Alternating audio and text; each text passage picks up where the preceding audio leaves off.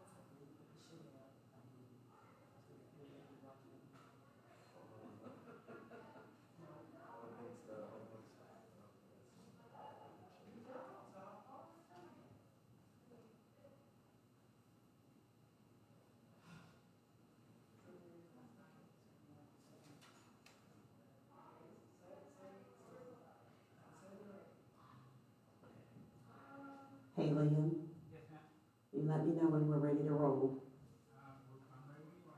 Okay.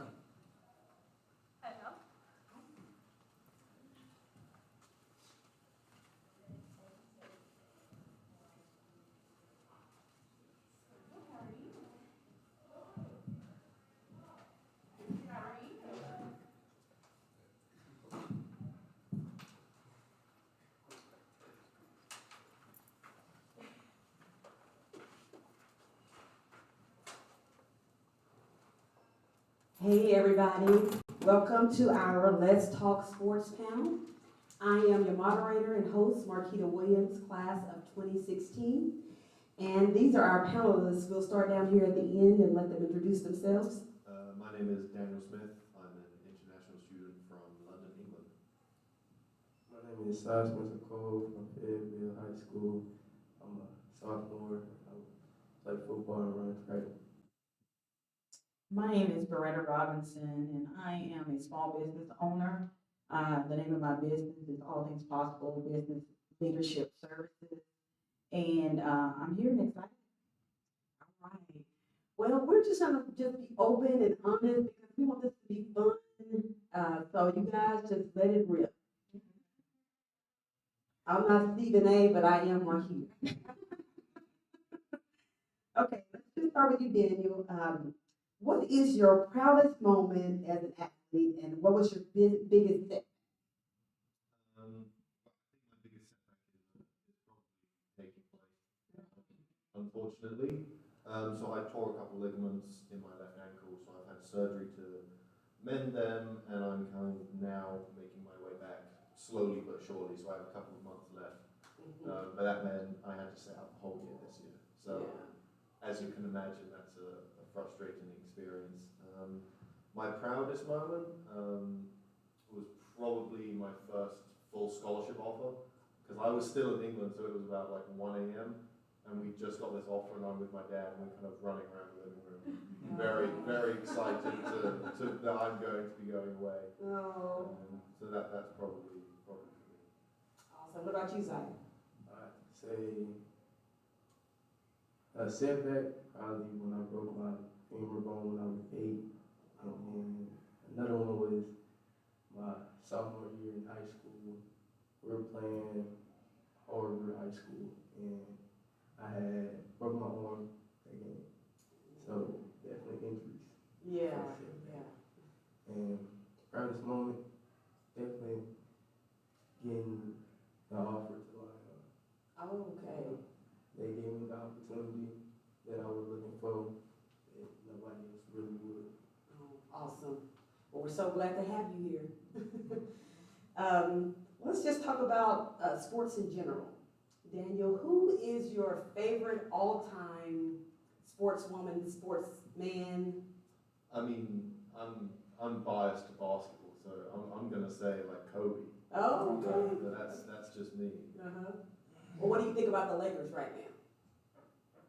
The Lakers kind of struggling right now. The Lakers kind of struggling, but it's okay. It's okay. I didn't watch them That made me feel better at least. And we have Luca, so. Yeah, it's kind of hard watching them right now, I think, because LeBron is my all-time favorite, and it's like, me? Come on. Yeah, go ahead. Got to chase down the block. Yes, that's true, he still got it, Young yeah. at heart. Yes, exactly, I wanna see him go out with a bang when he does go out. No, Hang it up. no LeBron trash talk allowed, no LeBron trash talk. What about you, who's your favorite, I'm sorry? I have to say definitely Odell Beckham Jr. Okay. He part of the reason like I really started getting deep into football for real. Oh, awesome. Now, let me ask this question to you guys. Who has inspired you? What inspired you to play the sport that you're playing? Was it a parent? Was it an athlete? Or was it somebody in your family? Or let's talk about that, either one. Since we already know Odell. Odell? Yeah, like growing up watching him, I always thought he was cool. I was like, hey, how you do that? I was like, dang. Try to do it in the backyard, go outside with my homeboys, be like, hey, let's play football. Throw it up. Oh, yeah. Man, it used to be time. Definitely inspired me. Awesome. What about you, Dave? For me, it's probably my dad. He got me into sport very early, so I've done kind of loads of sports, starting very young, kind of rugby, diving, gymnastics, trying everything. So his thing was always, I'll take you to anything you want to go to. If you don't try, I'm never taking you again. So I always kind of went there, made sure to kind of work my butt off. Right. So that he was probably a big inspiration for me. Oh, that's great. Having a parent kind of do that for you kind of helps out. Yeah. Beretta, you want to talk about the industry and sports and how to make money? I mean, because I know that, a lot of our student athletes, they have aspirations to go further in the industry, and that takes money, so can you talk a little bit about that? Definitely. Just to kind of hit surface level, not to hit all deep, but there are opportunities for college athletes to make money outside of just, getting their college scholarship and everything paid for. A lot of that comes with, name recognition, your influence, even having the sponsors to come to you, get, what do you call it, the agreements where people will just pay you to advertise, do commercials and different things like that, and just carry the name of their product or business or corporations. And a lot of times, of course, that comes with you being an athlete and very talented in your sport, but then you have people that are looking at you to actually offer you those things. And you can go to different corporations, and if you feel like or know that you are the it thing in your sport, hey, go out there and put yourself out there. And companies are always willing to have a face, a brand. You build a brand and different things like that. So definitely you can do the research, and different companies, corporations like you said, Post, the cereal company, even Amazon, and maybe even Walmart, different places like that. Don't think very small. Or you can even do like the local companies here, factories here, like Bad Boys and different things like that. They're always are in the market to market, different things, because, Bad Boys is here, and then the other company, Bad Dog, and different things like that. So they are always vying for ability to advertise and then expand in the community. Just a whole overall holistic approach to it. Awesome. So good ideas on how to make money while you're playing your sports. I want to talk about the sacrifice it takes. What have you all sacrificed to be able to do what you're doing? Well, I mean, obviously I'm quite far from home. So that is part of the sacrifice, but I mean, growing up for me, especially kind of high school times, it's not as big. Basketball is nowhere near as big in England as it is here. So my basketball team consisted of me and 4 friends. So we had a starting 5. What? If I only had 3 friends, then we would have had a real problem. So, I mean, it did mean that those friends were kind of a very pivotal kind of group in my life, because there wasn't really anyone else who was playing as much as I was or participating in sport at the level I was. So it meant there was a lot of kind of late nights coming back from practice, early mornings getting up for practice, trying to force as much food down as you can in between those times, because that's kind of, I think that's one of the most, I don't think we talk about how much you have to eat as an athlete, because there were days, there were times, I mean, kind of 4,000 calories. So like trying to get that down in a day, I don't know if anyone here has kind of tried to experience that, but it's not fun. It takes all the joy out of eating. So that would probably be the big sacrifices I think about. For me, I have to say, definitely spending a lot of time with family. I don't get to see them as often as I normally would. Because I think being in sports, definitely all around, all your thing, you gotta always be trying to hone yourself, make yourself better, and try to be better than the next person. So it really take up a whole bunch of time. Yeah. That's what I say. Okay, and you guys are the next generation of sports. Where do you see sports going? Where is football going? Where is basketball going? What is the next big thing? I know you guys have got some ideas, even if they haven't caught on in the industry just yet, but what do you see where it can go or where it is going? Can either of you answer to that? I mean, for me in basketball, I think the expansion of the NBA into Europe, as they've just collaborated with FIBA, which is the European League, which is probably second to the NBA outside of obviously the NBA. So I think that is going to be, for me, that's a very interesting avenue to take, and of course being a little closer to home gives me some more options to hopefully maybe expand into that kind of field and play over there. Awesome. You got an answer for that? No, you don't have that one. I mean, with football, no, we really just in America, and I feel like if we would expand to like other countries and have them come play as well, I feel like it would more than. Right. Do you think I'm sorry, go I was ahead. gonna ask, can I add to that with the football? Of course, they have been playing in different countries, but our teams have been going over to their country and playing as a team. And I think it's on its way to where we may incorporate, of course, football is different. They play it a lot different here, but just wanted to add to that. We are expanding into that. See that merge and to play probably be a little difficult the way they play it versus what we play here in the United States. Well, what do you think, guys, think about the Olympics? Do you think that that's tied into the future of what's happening, or is that something totally separate? It's definitely tied into the future.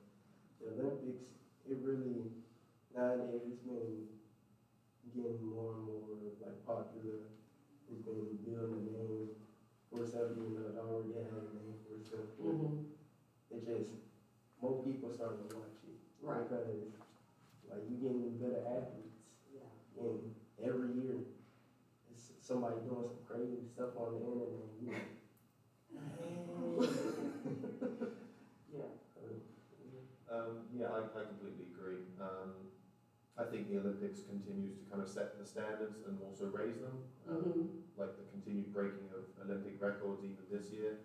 I think that kind of always helps encourage and push athletes to kind of not do a little bit better, but to aim higher kind of and continue to kind of push to follow what they want to follow. Do either one of you plan to go to the Olympics or further your career in football, basketball? Do you plan on playing professionally? I definitely plan on trying to make it to the NFL. That's where everything take me. But, you know, I always got a backup plan just in case. Oh, okay. I'd like to play basketball forever. Oh, awesome. Partly because we kind of suck at basketball, so it'd be great to like, at least I can be like, yeah, I was really good in England, and then that that would be a good goal. Even if we're not the best and might not win anything, it would still be a great experience. Yeah. You know, I see a lot of college students, you know, that they don't, you know, make it pro. Some of them go overseas to play. Is that a good route? I mean, is that something for a student here at Lyon or, you know, a student in college in general? Is that a good thing to do? I know you're from London, so. I mean, it really depends on the sport and the field you're going into. For me, basketball is really big in Europe. So France, Italy, Spain will have really good teams. You know, Spain will pay millions. So, you know, even if you don't make it to the NBA, I'm not saying it's going to be easy. Right, right. Otherwise, everyone will do it. But if you can get to Spain and kind of work your way up or perform well over here, part of the reason of coming to a good Division 3 school is if you do perform well while you're here, if you go to a foreign country, especially in Europe, and say, hey, I played Division 3, they'll set your base salary to play. So there are at very least options for me to kind of expand in Europe. Yeah, I'm not so sure about American football. Basketball definitely got a beat right there. So I see a lot of that people going overseas and I say building themselves like remember bro, he went overseas and came back and straight to league. I was like, and he's still young too. Doing all this stuff. I'm like, double step back. You know what I'm saying? Nothing like that. 16, plenty of 3 people older than me. 30-year-olds. Wow. Okay, Brandon, is there any way that a student athlete, a college student athlete could trademark, you know, maybe I know I see a lot of trademarks with numbers and jerseys and names and that kind of thing, and trademarks in general. You know, you come up with a slang term now, you can trademark it and make money like that. You know, so what are some of the things that student athletes could possibly trademark and really make it big or make money in general? Definitely, I would think, even your name, as far as just trademarking your identity, branding yourself, getting with a marketing advisor that will help you, and definitely spend time with them and ask those questions and let them ask the question, and they will help brand you and put you perfect to where it fits you. And if you come up with a slogan or something like that, or even your name, I know the research that I did is mainly these college athletes were branding themselves and their ability, their sport, their talent. And they just use that and they just brand it from there. Okay. I had to throw this little controversial question in there so we get a little stirred. What did you guys think about the Super Bowl this year? Did it suffice?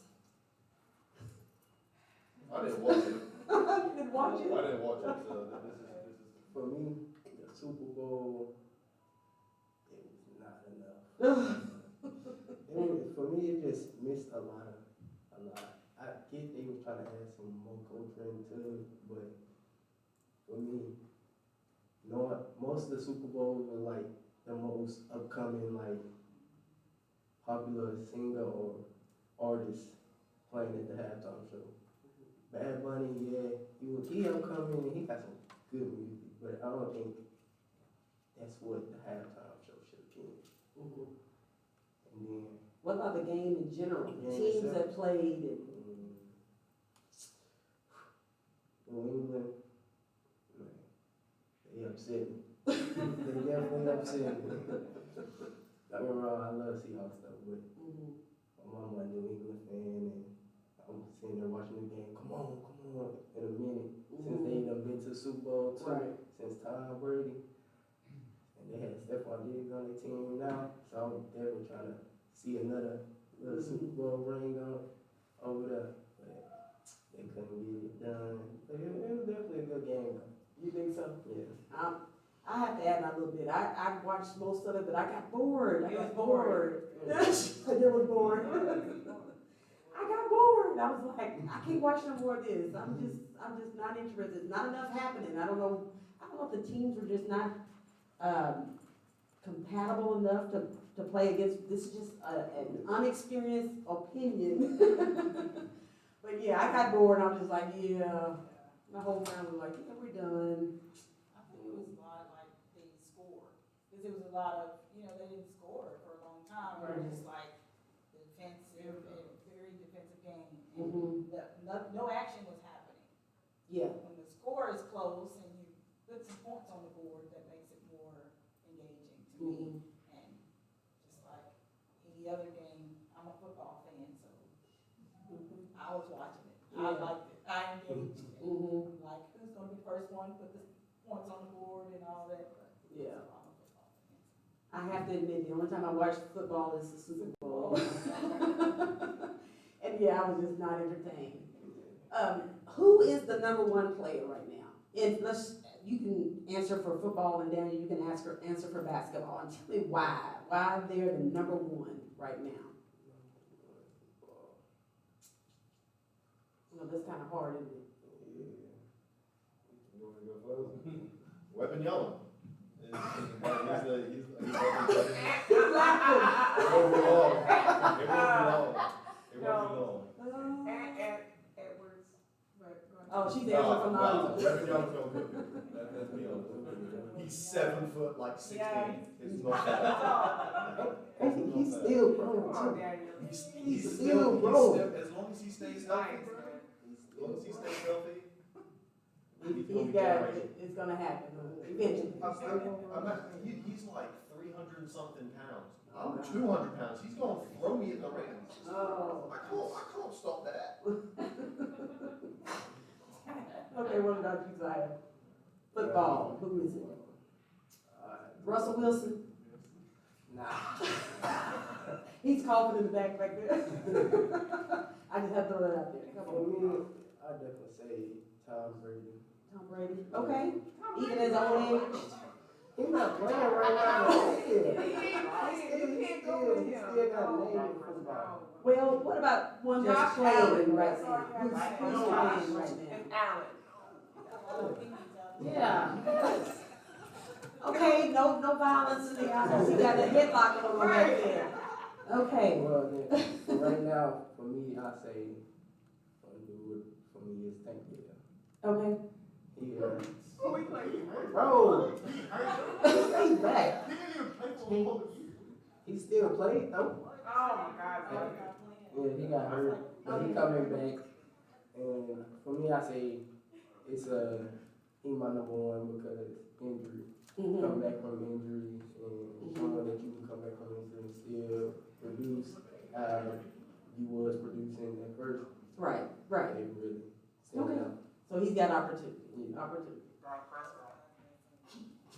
I heard Cowboys. Is that Prescott? So, Prescott? Okay. so, Any other opinions out there? That's it? Okay. What do y'all think about the sports players with their children coming up? And I mean, who was it? What is his name? The Ball guy. Last name is Ball. LeVar. You know, he really pushed his sons. He got them. You have to admit, he got them into the NBA. All the noise that he was talking. So noise talking does help. You know what I'm saying? So what do you think about the sports players that are bringing their sons in? You know, you got LeBron bringing in his son and other players. What are your opinions on that? You know. I think it's pretty cool. Like as a kid, just seeing your parents and stuff grow up as a professional athlete, and being around that environment, and then like when they get to the time for you to get to playing sports and everything like that, it ain't like it's new to you because you've been around it, so you're a little bit used to it, not function around it. Yeah. What do you think? Yeah, I mean, I think it's cool to kind of bring the next generation in and hopefully they kind of achieve what you want them to achieve for them, of course. But I also think as much as you can help someone along the way, I think unless there are exceptions like for LeBron and Bronny, Bronny was not making the league without LeBron. If LeBron was not there, he was not making it. He was going to be a two-way player in the G League. Now what about Bryce? Bryce, I can't lie, I watched Bryce play in London, and nah, it's not gonna happen. It's not gonna happen. What? If he does, it will again be LeBron being like, my child, come to the league. So,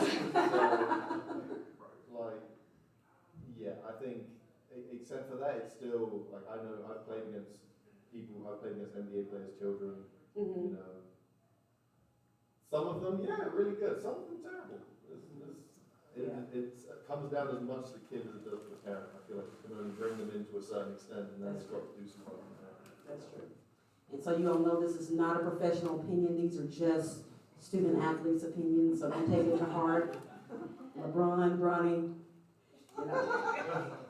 Loretta, what do you think about it? You can give your, just your opinion or from a professional standpoint. I truly, honestly, I like it, that they have, the access. And one thing I like it is that the parents have been there. They know everything that comes along with being a famous NBA player. And I think the one that, to me, that I can pull out of the sky that represents calmness is Stephon Curry. Okay. You don't hear a lot about him, and his dad was in the NBA. So he just kind of does his thing, quiet, and that's it. He comes in, and then he puts it all on the court. So you know what he is on the court, and outside of that. He just has a calmness about him. And I sat and thought that maybe it came from his dad being in the league and training him and saying, you know how parents say, stay away from this, don't do this, say this when you're in an interview. You know, they groom them. And versus a person just coming into the league and don't have any experience. So I think that's one of the advantages of having a parent. Yeah, and then I think also, this is just my personal opinion, you know, more money, more money, more money. You know what I'm saying? You know, those athletes are making millions of dollars, so they're setting up their children to come in and make millions of dollars. I mean, generational wealth they're just building. This is just not from I love playing this sport kind of thing. This is, hey, I'm setting my kid up to be just as rich or richer than I am, you know. And it's not just a sport anymore, it's business. You know, they're setting them up in business. You guys plan on having families one day? And if so, I mean, do you plan on setting your children up in the industry kind of? I mean, you're college athletes, so that's, you've reached a certain level. Not everybody has gotten here, whether you know how you think about that or not, but not everyone is playing college sports. A lot of people didn't make it. You know, they had hopes and dreams of being where you are. So talk a little bit about that, how you got here, and you know, you're at Lyon College. How does it, how do you handle it with the schooling and with college? How is that working for you? So, I say the schooling, we just gotta set time aside and take care of your school stuff. Yeah. Make sure you do that before you do anything else. Without school, you can't do nothing else. And then, other sports, in here, say the new generation nowadays, they got it easy because you got all types of stuff, 7-on-7s, just coaches coming to your practice just to see you, coaches reaching out, everything. Back then, it was a little harder to get a coach to really be interested in you, and then like that. The way I see it for my kid in the future, I plan on definitely putting them in everything that they want to do and do it the right way, make sure they get full exposure, how they want it, and make sure they get their name out there, how I could. Yeah. Awesome, I love that answer. What about you, Danny? Yeah, if I'm honest, my kid will be playing sports. I don't have a choice in that.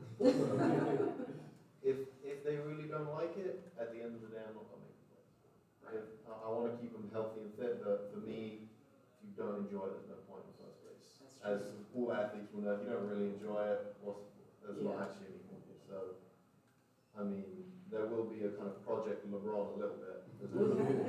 try and genetically engineer a giant child. Hey, beat them big ball of grand. Exactly.